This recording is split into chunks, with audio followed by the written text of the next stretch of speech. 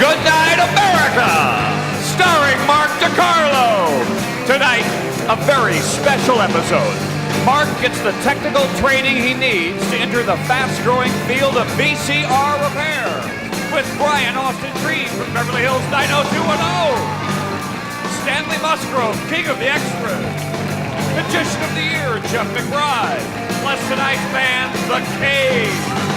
And now, please say goodnight to Mark DeCarlo.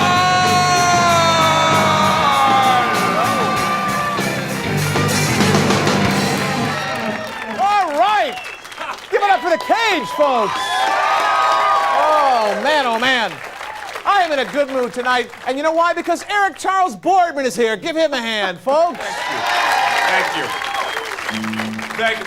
If you've been watching the show for some time, you know at this point I make a clever, pithy remark to you, Mark. And I would have a zany rejoinder. And then I give you a quizzical look like and I I don't understand. pretend to be bemused. All right, our first guest must be a great actor because each week he makes us believe that he actually loves Tori Spelling. Ladies and gentlemen, Brian Austin Green.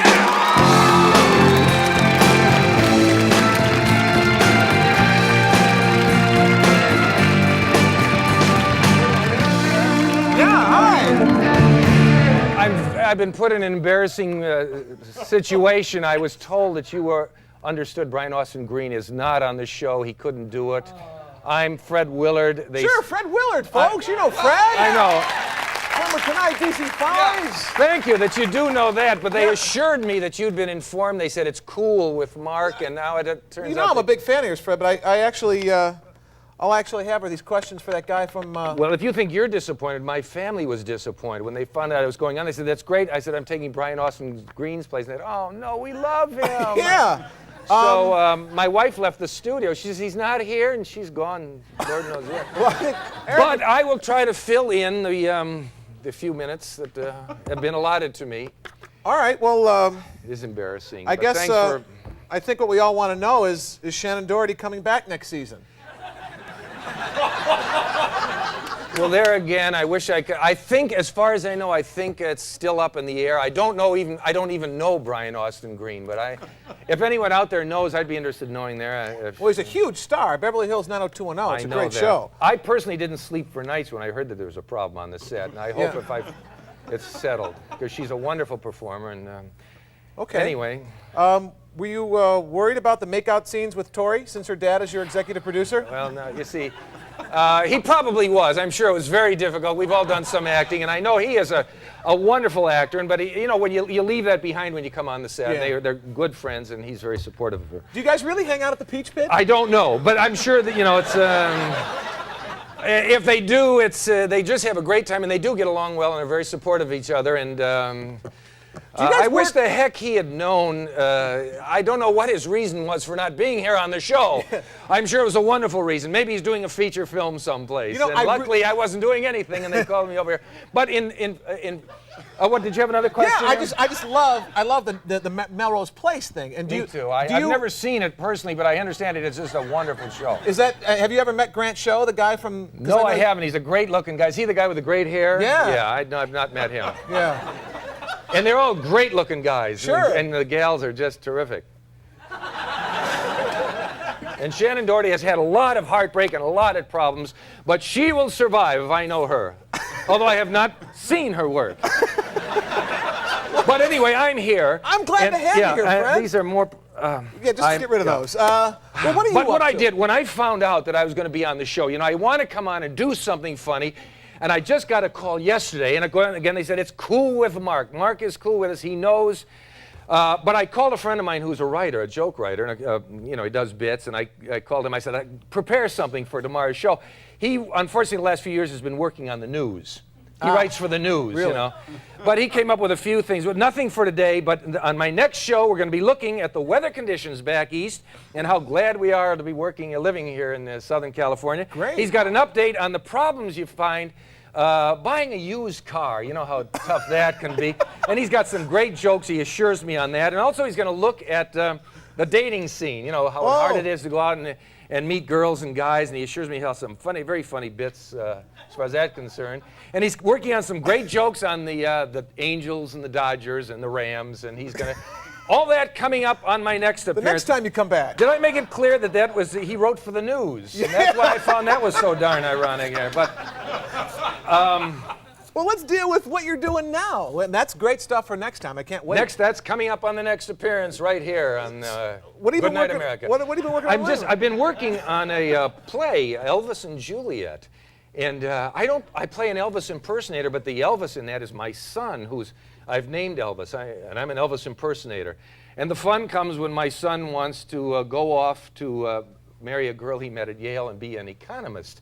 And I want him to join me in my act as an Elvis impersonator. And this is a thrill to me because I'm a big Elvis fan. Are you? Are you an Elvis fan? Huge, huge, too. huge. I Pump love- It Up, Radio. I'm really you're glad. thinking of another Elvis. This is Elvis Presley. Oh, shug up and. Oh, he's good too. Yeah.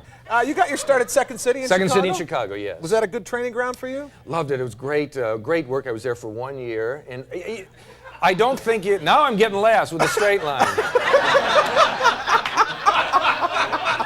I sweated over the bit.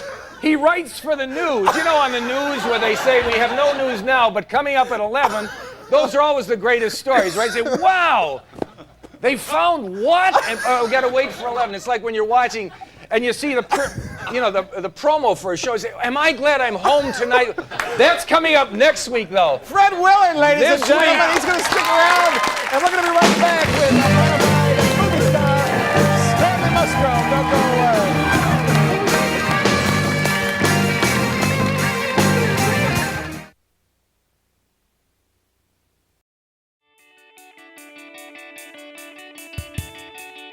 If you or someone you know has herpes, then this is important to watch because the product I'm going to share with you is guaranteed to work.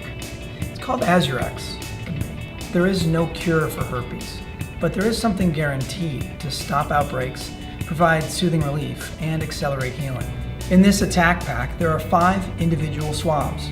They are easy to carry and easy to use. Just snap it to activate it. If you feel an outbreak coming on, apply Azurex after that first tingle and immediately feel the relief. So if you're looking for something that's powerful, natural, and really works, then order Azurex now.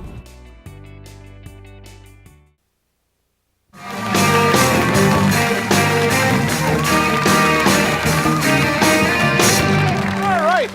Now, our next guest enjoys the unique distinction of having appeared in over 3,500 movies, Fred. Wow. How many movies have you been in? Well, a few less than that. I understand he claims to have worked in a couple of movies with me. I hope I recognize him. Me too. You probably won't recognize him, though, folks, because he is known as the king of the extras. Ladies and gentlemen, the one and only Stanley Musgrove.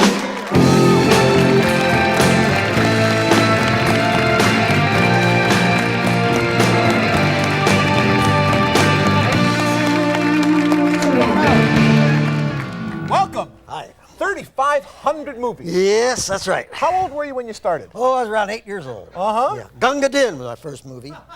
Yeah, they what they did was they sprayed me with some of that brown body makeup and Yeah. put a turban on me. Said I was a Hindu. Yeah. I think we got a picture of that. I think Do we have maybe a picture of that? well later on. We'll get to yes, that. Yeah. Have you ever had a speaking role in a film? Well, actually, I've had a total of 3 speaking roles, 7 lines altogether. do you remember any of them? Oh yeah, are you kidding? I remember all of them. Huh. Yeah. I'll give you my favorite line. Okay.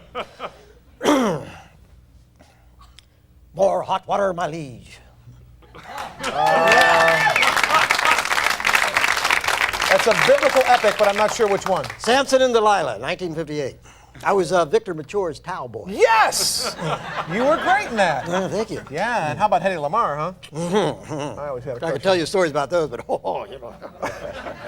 Have you known a lot of big stars? Oh, no, yeah, I've known them all. I've known them from Bogart, Bacall, and Cruz and Kidman. Known them all. And who's your favorite? Got any good stories? Oh, they're all wonderful people. That I have 100 stories. 3,500 Yeah. stories. Yeah. Should we start with the first one?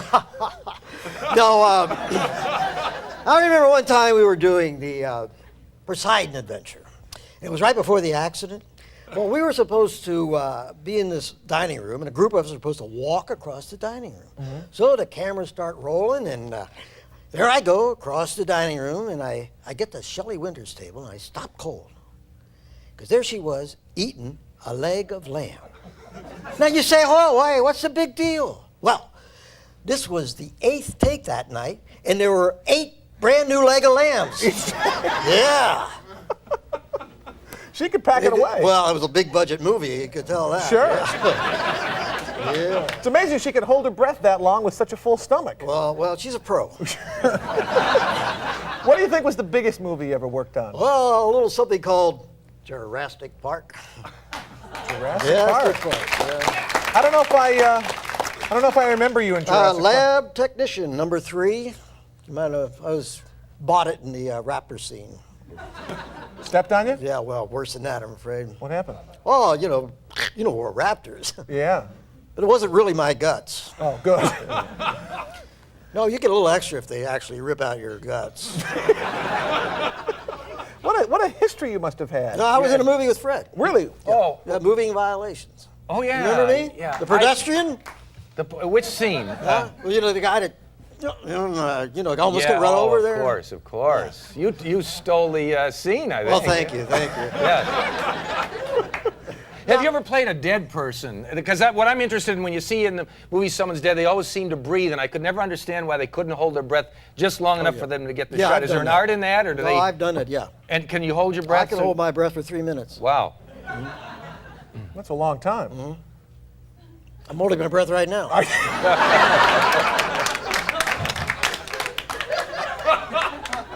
I understand now you brought some pictures with you of some of your bigger I think roles? so. I don't know. Where do I look here? Well, you look right down there. Oh, okay, yeah. now what is this from? Oh, yeah. Well, see that little red circle there? The upper right-hand corner? That was Gunga Din. And you were 8 years old then? 8 years old at the time. You can see that I'm a little shorter. Sure. That's a great shot. Oh, there we go. That was Ted Turner's Gettysburg. Really? Yeah, you might notice I'm a little... Is that you in the circle? Yeah, in the circle there. I look a little heavier. Mm-hmm. Well, that's because there's an interesting story behind that. You see, underneath my uniform, I was wearing a tuxedo. Why is that? Well, because I figured after this I was going to run up and be in a scene in Dave that they were shooting in a banquet scene. Uh-huh. And the funny part is, right after that picture, I passed out. It was hot. Very hot. Yeah. We got another one there? Holy cow, what is that? Oh, there I am. Yeah, there I am. Now that is Lawrence of Arabia. Now, That's where I remember him. I knew that's where I recognize you.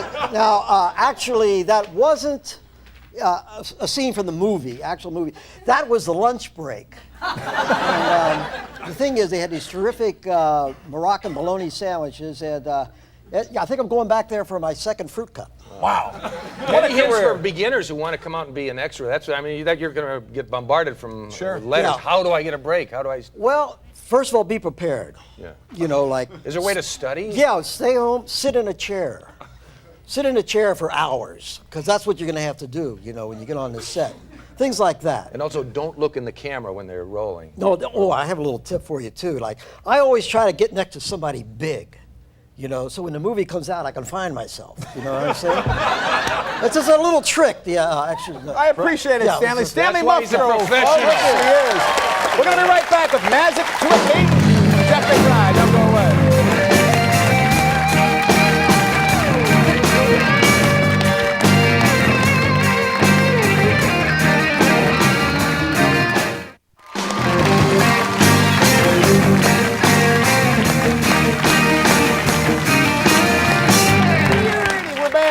My next guest is more than a magician. He's, in fact, the Magician of the Year for 1994. Ladies and gentlemen, Jeff McBride.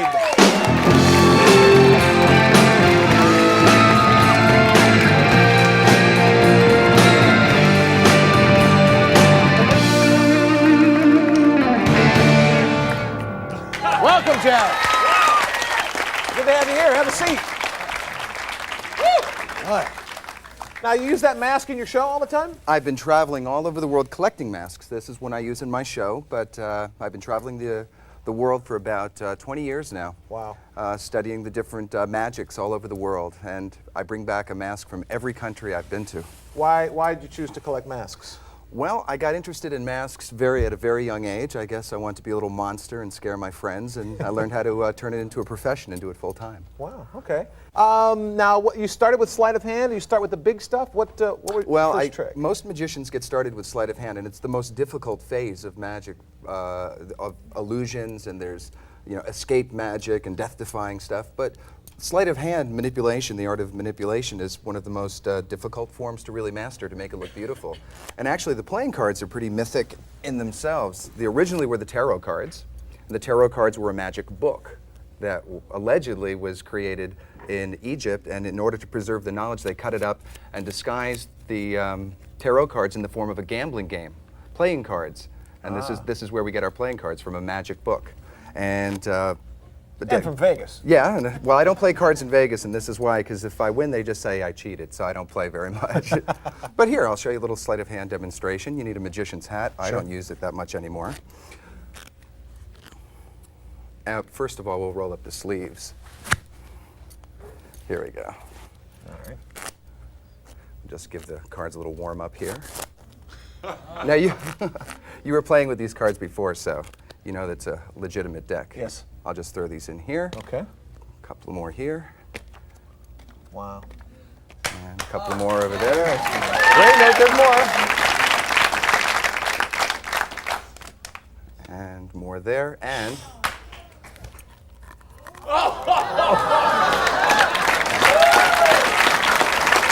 That's great. So that's a little bit of the sleight of hand magic.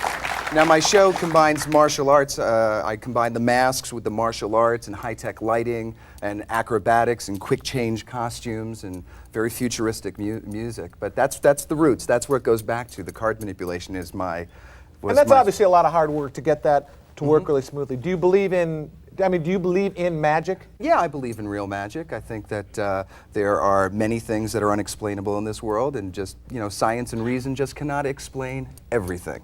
Sure. The success of 90210, for example. All right, Jeff, you got any other tricks for us? Well, let me show you something, a little real magic. Okay, Magic fine. without You guys tricks. want to see some real magic? Okay. All right, go ahead. You need this hat? Yeah, you can move that hat. You can set that right there. All right.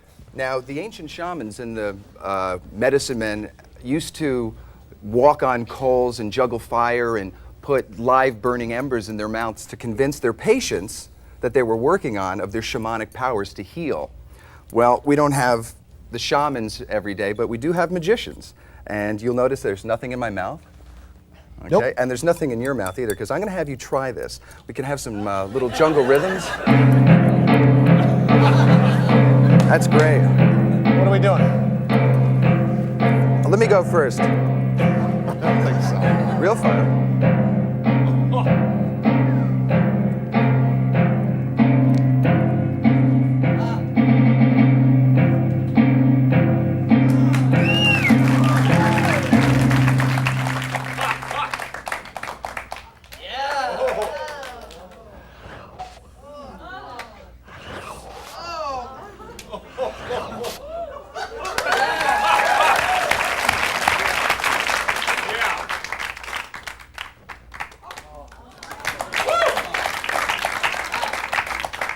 All right, well, that's all the time we have. We'll be right back. See us tomorrow night. That is unbelievable. Yeah, okay, now the way this is done is you really have to focus here. Breathe deeply. Do not try this at home. I am a trained professional. That's the disclaimer. And I'm not, Jeff. That's why I'm sure. Okay, we have a little bit of light rhythm in the background, a little bit of light jungle melody. Now, what? Take a deep breath. And get your mouth very wet. Now, what I want you to do is you're going to tilt your head back, and you have to breathe out the whole time this is going in. Don't breathe in, that's how you explode. We don't want that happening. Are you going to hold that thing, or am I? I'm gonna hold it for you, okay? Take a big, deep breath. That's all I want to do. Tilt your head back. Take a deep breath out. Take a deep breath in.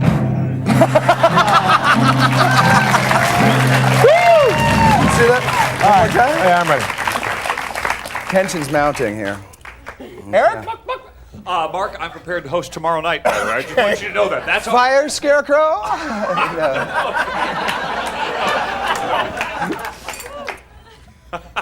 Okay, are we ready for this? Okay, take a deep breath. Insurance? I'm fully covered for this. Not for you. All right.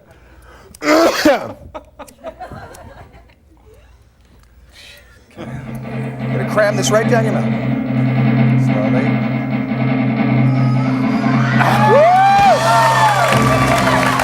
Oh, that was fun. We'll be right back. Don't go away. Oh, man.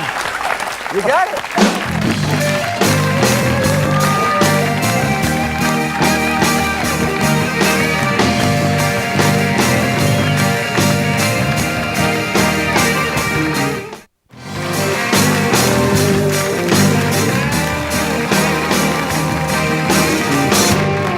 We're back and we are out of time. Once again, I'd like to thank my guests, Brian Austin Green, Stanley Musgrove, and Jeff McBride, and our band, The Cage, and of course, Fred Willard. Thanks for watching. Good night, America.